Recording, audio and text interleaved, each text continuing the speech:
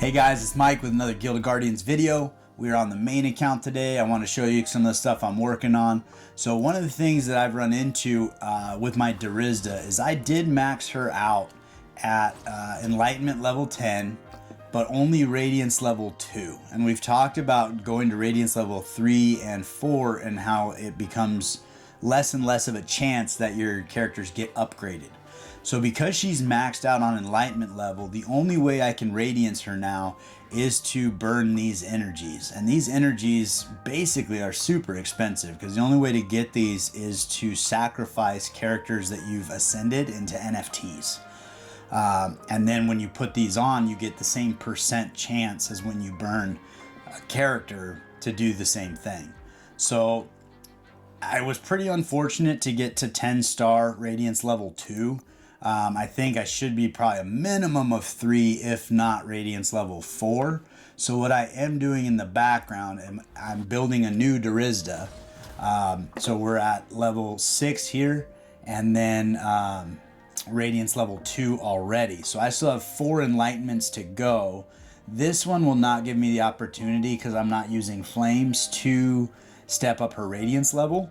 But every time after, I am using a copy of her, and it will give me a 68.5% chance, or 68.2, or whatever it is, to get that Radiance level upgrade. So I'm thinking by the time I finish her, she should be at least Radiance level 3, if not Radiance level 4, and then I'll put my Durizda up on the market. I think she's worth like $20 or $25 or something like that, and then recoup some of those investments that I made to get her to Radiance level 4.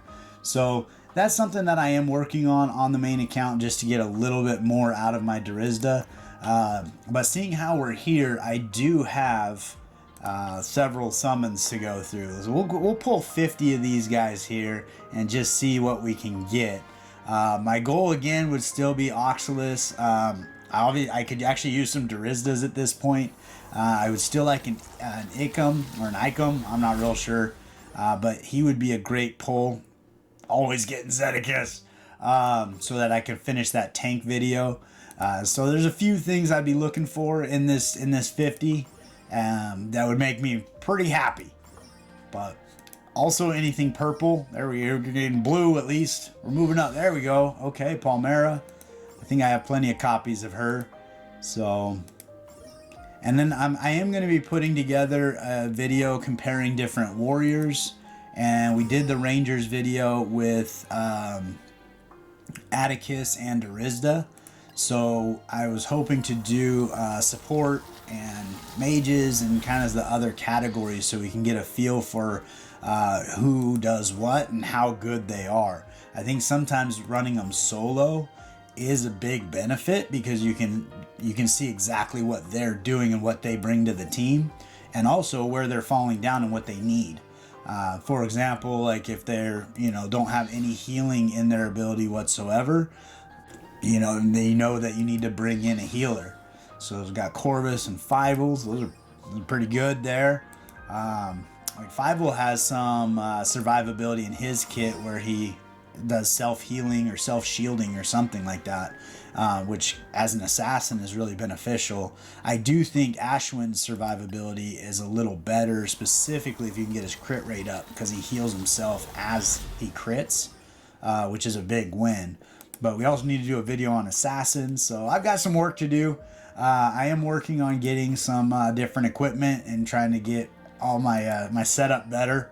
So bear with me on that. I know I have an audio issue currently that I'm trying to deal with. It's coming out in mono sound out of the left speaker. I'm trying to get it into stereo. So I have some equipment on the way. I appreciate you guys in the comment section. Let me know about it.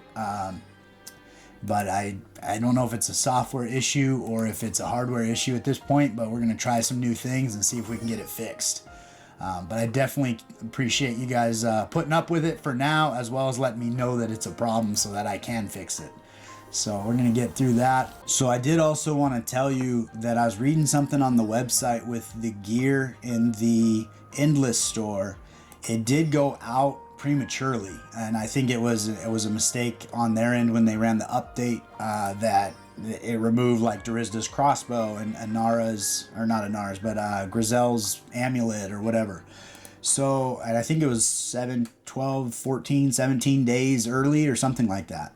So it sounds like in the next couple days, Lixis. Okay, so she could complete our ranger video because we didn't have her. I think she's the only other ranger in the game that we weren't playing with. So we could put her up against Atticus and Durizda and see if she has any merit. I don't see her being used ever, so I'm assuming not, but I don't know. I've never played with her.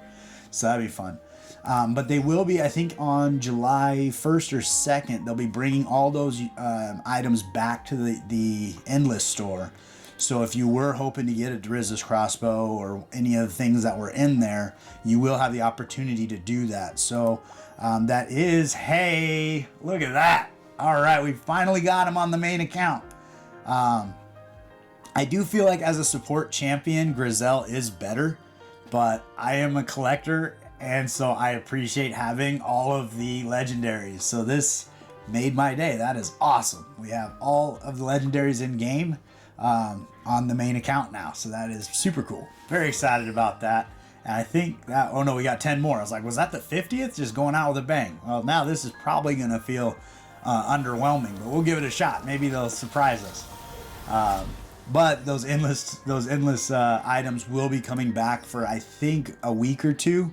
So if you want to save up and keep those endless tokens for those items you were looking for, I did get several comments like, hey, I can't find Durizda's bow. Where is it? And it's in the endless store, but it did go away, but it will be coming back. I do believe that the goal on that is to cycle through. So if you can't get it this time around, I'm assuming will be available in the future. It just might be a month or two before they cycle back to that bow. Or that item. So you still want to save up and get the things. I did notice that Flix has an item that was very underwhelming. Flix has an item in the store I actually just bought. With the success that I've had with Flix on my free-to-play account, I am debating bringing her in place of Aquirus. So I do have this Flix here. She's Enlightened level 6, Radiance level 2. And then as I could pull some more of her, I can get her enlightened more and hopefully get her radiance up, just like I'm building this Durizda back here. But I do feel like she has a lot of merit for those AoE heals. I did also pick up a piece of gear. Her necklace is available in the shop. It's actually on Aquirus right now. But with this, all of her excessive HP creates a shield. Now, it sounds to me like that's going to be for all of the allies. It might just be for her, but I haven't been able to put it on her and test that. Ideally for Flix, your main stat would be HP, because that's where all of her heals come from. So this was slightly unfortunate as far as the pick that I got. But this stat here, for when those extra heals are healing over the top of your characters, you could be getting some pretty large shields on those characters, especially in the back row that aren't taking damage all the time. And I think that would be a pretty big win. So I do want to build a Flix and compare her to Aquirus on my main account and see if I have the same level of success that I do with on the free-to-play, because I have been really pleased with the way Flix is coming in. The question comes in, which one is better? And to be honest, I think they both have a place in the game. With Aquirus, I think one of the big things for her is this passive, where she increases the defense of all allies by 40% when you get it upgraded. So she's going to increase everybody to be super survivable, and then you can build them with a little more attack stats because she's coming in on the back end and giving them defense. So instead of doing defense boots, you could do attack boots and actually still have a good chunk of defense. The other thing with making one player invincible and then potentially healing another player, she could kind of take care of two people, I won't say at the same time, but alternating back and forth between those two people. But that's not really an AoE ability. So she's not really healing everybody at once, where Flix is going to be able to do that with Fey Touch here. And then all of her passives and everything is around healing your team and keeping them alive. So I'm going to play around with her a little more. I do have that video that's out, but I do think that there's more to explore here, because I think they both have a great place in the game, and it's just a matter of who is doing the majority of the damage. You also might run into a room where all the damage is up front on your tank, in which case your Aquirus would be the way to go, because she can heal that one person up, keep him immune. Whereas you might run into a different room where there's a lot of AoE damage, and Flicks might be the way to go. So building both of them and then cycling them in and out depending on the room you're in could be a big win. And we talked about going into a battle and switching up your formation. You might try that where you're like, hey, maybe Flicks in this room is just going to do the trick for me over Aquirus. I'm not a big fan of splitting up resources. As you guys know, I build my 5 and I stick to them, but this could be an exception here. And then as you start to build out your teams, eventually you're going to get to a point where you are going to build a secondary team. You could bring in a secondary healer and also a secondary tank. And I think those would be both big wins for the account. As you're pressing on in certain rooms, one of your tanks getting low on health, you can just sub in and go with a new tank. So I think that's what I got for you today. Hope you guys enjoyed that. We did get some polls there, got that Oxalis, so that is super exciting. And we're going to go ahead and press on to the free-to-play account and get that free-to-play day 17 going. So that should be pretty fun. We had a lot of progress yesterday. If you didn't see it, check out day 16. We did hit, I think last I checked, we were at 99 subscribers. So we are right at 100. We're a fifth of the way there. Once we get to 500, we will be giving away that NFT. So I can't wait to do so, and I look forward to seeing you next time.